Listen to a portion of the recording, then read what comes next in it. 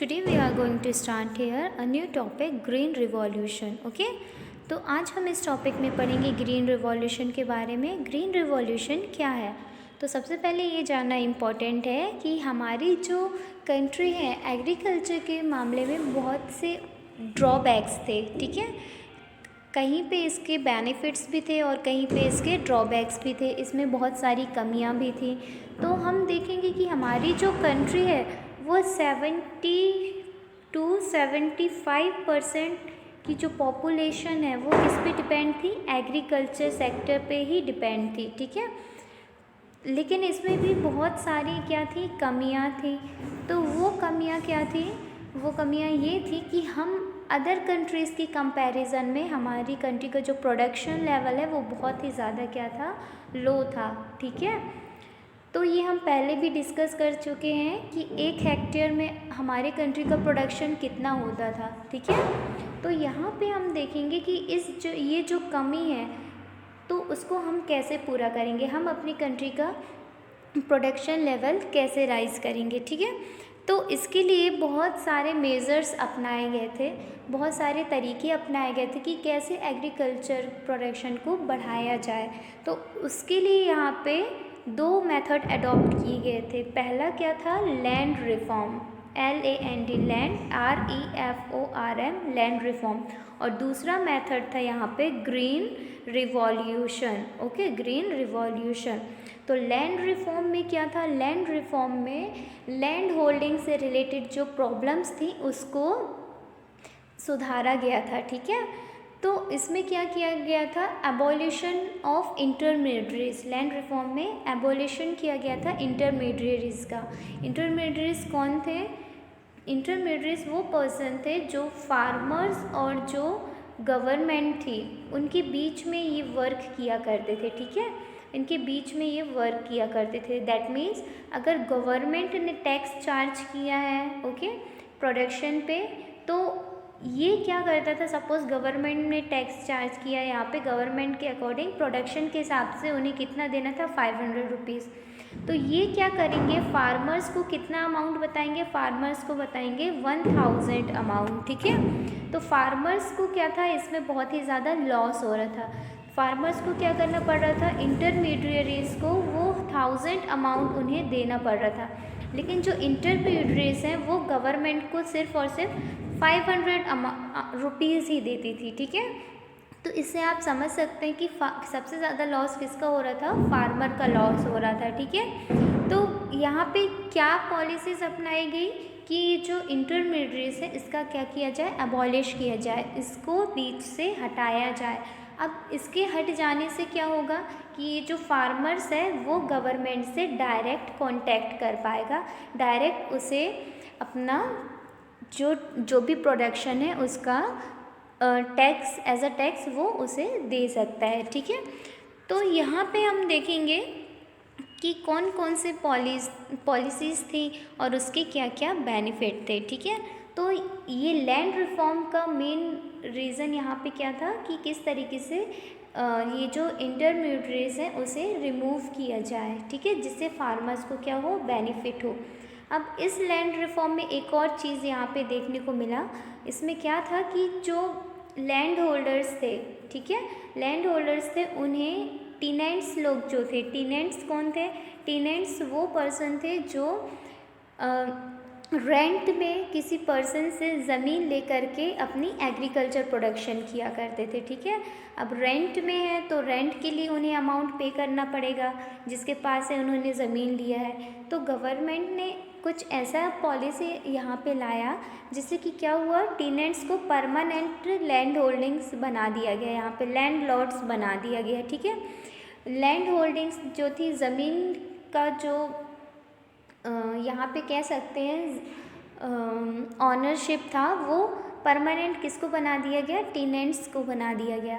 मतलब जिसके पास बहुत अधिक ज़मीन थी उसे क्या किया गया? उससे थोड़ा सा ज़मीन ले करके क्या किया गया? टेनेंट्स जिस पे रेंट पे काम किया करते थे, तो उन्हें वो ज़मीन के लैंड ओनर्स बना दिए गए। ठीक है, तो बहुत सारी पॉलिसीज़ थी लैंड रिफॉर्म में, लेकिन आज हम इस टॉपिक में डिस्कस करेंगे अबाउट ग्रीन रेवोल्यूशन। ओके, तो ग्रीन रेवोल्यूशन क्या था? ये थर्ड 5 ईयर प्लान का एक पार्ट था। हमारी कंट्री में 5 ईयर प्लान कब से स्टार्ट हुआ था? 1950-51 से स्टार्ट हुआ था। ये हमारा फर्स्ट 5 ईयर प्लान था। सेकेंड 5 ईयर प्लान आपका 1956 से 1960 के बीच में था अराउंड। ओके, तो यहाँ पे हम देखेंगे थर्ड 5 ईयर प्लान जो था वो 1960 से स्टार्ट हुआ था यहाँ पे। ठीक है, तो ये जो थर्ड 5 ईयर प्लान था, इसमें इस स्ट्रेटजी को अडॉप्ट किया गया था, ग्रीन रिवॉल्यूशन को अडॉप्ट किया गया था। ठीक है, तो ये ग्रीन रिवॉल्यूशन कहाँ से आया था? So, a new agriculture strategy was adopted in India during the third plan during 1960, as suggested by the team of experts of the Ford Foundation. In this report, India's crisis of food and steps to meet it. In 1959, the government decided to shift the strategy followed in agriculture sector of the country. अब हम इस topic में देखेंगे, इसमें आपको given है ये जो स्ट्रैटेजी है भारत की एग्रीकल्चर स्ट्रैटेजी ग्रीन रिवॉल्यूशन, इसको भारत में एज अ थर्ड प्लान में इसको अडॉप्ट किया गया था। ये इसको आखिर सजेस्ट किसने किया था? यहाँ पे हम देखेंगे एक रिपोर्ट आई थी 1959 में। ओके, 1959 में एक रिपोर्ट आई थी जिसमें कि फोर्ड फाउंडेशन के जो एक्सपर्ट टीम मेंबर्स थे, उन्होंने क्या रिपोर्ट तैयार किया था? India's crisis of food and step to meet it. इन्होंने एक रिपोर्ट तैयार किया था भारत की जितने भी क्राइसिस हैं फूड से रिलेटेड, मतलब फूड में जो भी कमियां आ रही हैं। ओके, और इसको फूड को की कमियों को कैसे पूरा किया जा सके, तो उसके स्टेप्स थे उसमें। तो ये रिपोर्ट बनाया गया था 1959 में। ठीक है, तो इसमें क्या हुआ था? इसमें उन्होंने ये सजेशंस दिया था कि हमारे जो कंट्री का एग्रीकल्चर सिस्टम है उसमें शिफ्ट किया जाए, मतलब उसमें नए नए पॉलिसीज़ को अडॉप्ट किया जाए, नए नए तरीक़ों को अपनाया जाए। ठीक है, तो अब हम यहाँ पे देखेंगे during the period of mid 1960 professor Norman Borlaug in Mexico developed new high yielding variety of wheat, and according various countries started to apply this new variety which much promise. Similarly, in the kharif season in 1966 India adopted high yielding program। अब हम देखेंगे यहाँ पे 1960 से लेकर के 1961 के बीच में प्रोफेसर नॉर्मन बरलॉग ऑफ मैक्सिको के एक प्रोफेसर थे, प्रोफेसर नॉर्मन बरलॉग। इन्होंने क्या किया? New high yielding variety of wheat, इसका इन्होंने क्या किया? डेवलपमेंट किया, जिससे क्या हुआ? इनकी जो प्रोडक्शन है वो क्या हो गई? राइज हो गई, प्रोडक्शन लेवल जो है वो बढ़ गया। तो उनका ये जो तरीका था, इसे देख करके बाकी की जो कंट्रीज़ हैं उन्होंने भी ये मेजर्स को अडॉप्ट किया। ठीक है, now similarly in the kharif season in 1956 India adopted high yielding variety programme for the first time. अब हमारे भारत देश में भी क्या हुआ? 1966 में पहली बार हमारे कंट्री में इस पॉलिसी को अडॉप्ट किया गया, इस स्ट्रेटजी को अडॉप्ट किया गया, जिसमें हाई यील्डिंग वैरायटी प्रोग्राम, जिसको हाई यील्डिंग वैरायटी प्रोग्राम कहा गया। ठीक है, अब इस प्रोग्राम के अकॉर्डिंग क्या था? जो सीड्स थी, कंट्री के लोग जो थे वो HYV सीड्स का इस्तेमाल करने लगे। HYV सीड्स, ये क्या थी? हाई यील्डिंग वैरायटी की सीड्स थी।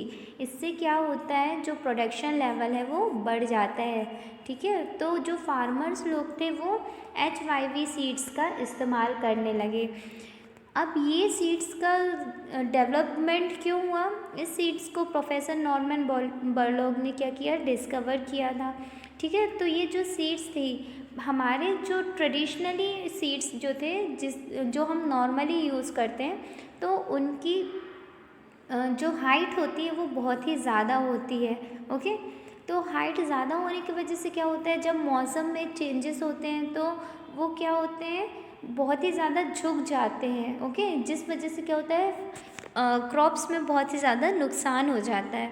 तो ये HYV जो सीड्स हैं वो ऐसे सीड्स थी जिनकी हाइट जो है वो छोटी सी थी, ओके। तो छोटी हाइट की होने की वजह से क्या था, इनके ये हर सीज़न में मतलब हर मौसम में ये एडजस्ट कर जाते थे, ठीक है। तो इन पे ज़्यादा इफ़ेक्ट नहीं पड़ता था, इनके जो क्रॉप्स के जो सीड्स थे उन पे ज़्यादा इफ़ेक्ट नहीं पड़ता था, ठीक है। तो हम आगे देखेंगे इस प्रोग्राम के बारे में। This programme was adopted as a package programme as the very success of the programme depend upon adequate irrigation facility, application of fertiliser, high yielding variety of seed, pesticide, insecticide etcetera. अब ये जो programme था, ये programme बहुत ही ज़्यादा successful हुआ था, green revolution. ये हमारा जो प्रोग्राम था, प्रोग्राम का नाम क्या था, हाई यील्डिंग वैरायटी प्रोग्राम। ये जो प्रोग्राम था ये बहुत ही ज़्यादा सक्सेसफुल हुआ था और इसमें ये भी बताया गया था कि ये जो प्रोग्राम है वो किस पे डिपेंड था, एग्रीकल्चर फैसिलिटी पे डिपेंड था, application of fertiliser, high yielding variety of seed, pesticides. That means अगर हम इस प्रोग्राम के एक पार्ट बन रहे हैं, अगर हम HYV सीड्स का इस्तेमाल कर रहे हैं तो यहाँ पे हमें इरिगेशन फैसिलिटी का भी बहुत ज़्यादा इस्तेमाल करना पड़ेगा, फर्टिलाइज़र भी हमें ज़्यादा से ज़्यादा इस्तेमाल करना पड़ेगा, पेस्टिसाइड्स जो है उसका भी हमें इस्तेमाल करना पड़ेगा, इंसेक्टिसाइड्स का भी इस्तेमाल करना पड़ेगा। फर्टिलाइज़र क्या होती है, फर्टिलाइज़र एज अ मैन्योर काम करती है, खाद, ठीक है।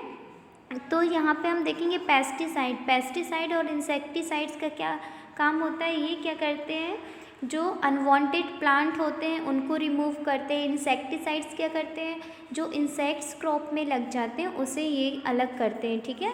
तो इसी तरीके से हम यहाँ पे देखेंगे कि अगर हम इस प्रोग्राम का एक पार्ट बने, अगर हमने ये जो HYV सीड का इस्तेमाल किया तो यहाँ पे हमें ये सारी चीज़ों का भी इस्तेमाल करना पड़ेगा, ठीक है। In this way a new technology was gradually adopted in Indian agriculture. This new strategy is